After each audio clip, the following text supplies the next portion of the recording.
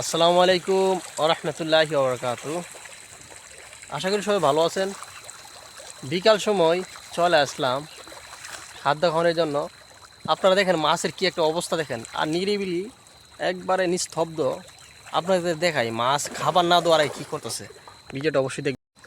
পিছনের ক্যামেরাটা আপনাদেরকে দেখাইতেছি, দেখেন মাছ একবারে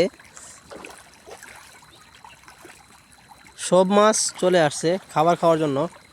আমিও খাবার খাওয়ার জন্য চলে আসছি। তারা বুঝে গেছে তাদের যে খাবার খাওয়াইবে, খাদ্য খাওয়াবার তাদের